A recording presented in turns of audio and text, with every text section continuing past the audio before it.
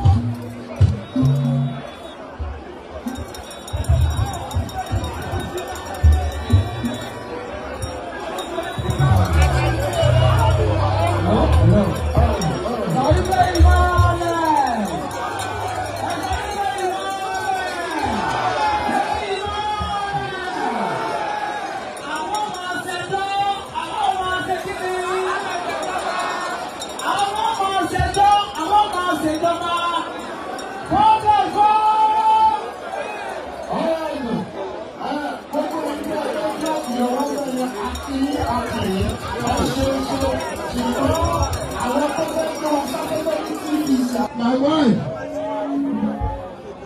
Erelu, Ambassador, Ngozi, Abeni Adeleke, my governor, hold on, I love you too.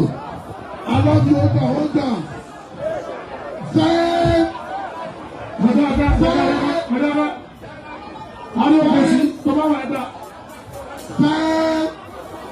I love you too. I love you too.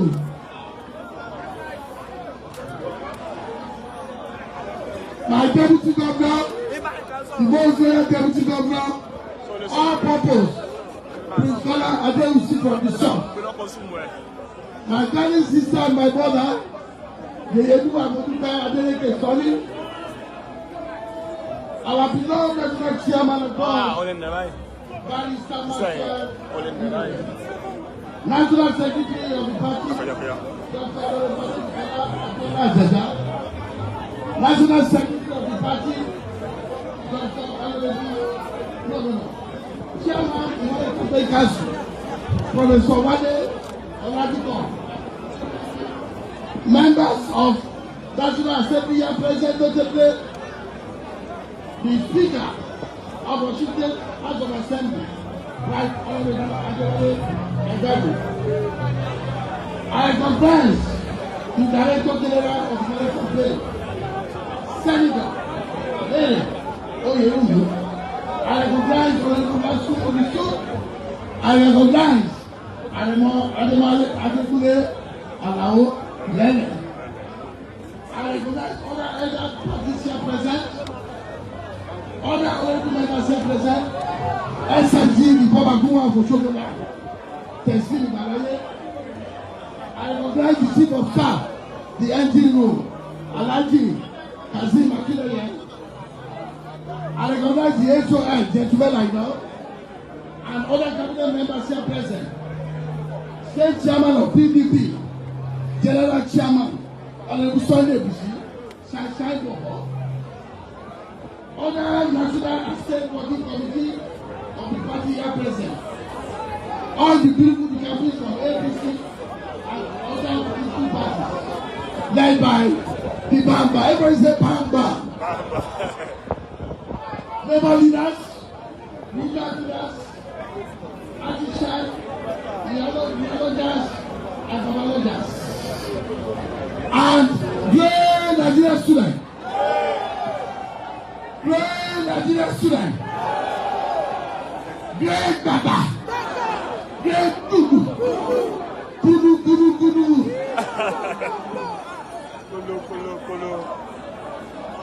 Other political functionaries are present. Security operative, thank you. I love you too. I love you. Thank you, I love you. Security operative, gentlemen of the press. And the day today, and we shall judge and be glad. Great people of Osun. Great people of Osun. Leaders and members of I am elected to address you today. We are watching the divine journey to victory. You are going out today to the freedom path. You divine anti-democratic enemy. I congratulate you all for this massive show of love for me, our government, and our party. Let me start by assuring you our God will be on the ballot. Our vote will count, and I will be re-elected as your governor on August 15, 2026. Everybody on top of your back.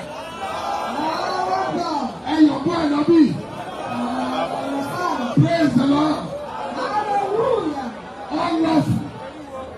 Me. In the blood. To sustain. And retain. Our right.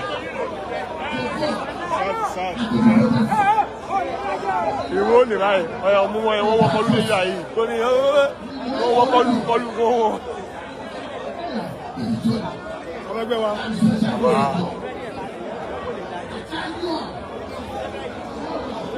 Your head high. Yes, Barry. For this assembly, for the life of good government must continue to spread to all.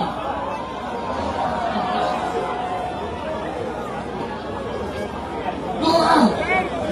Stand up. Mobilize. Mobilize.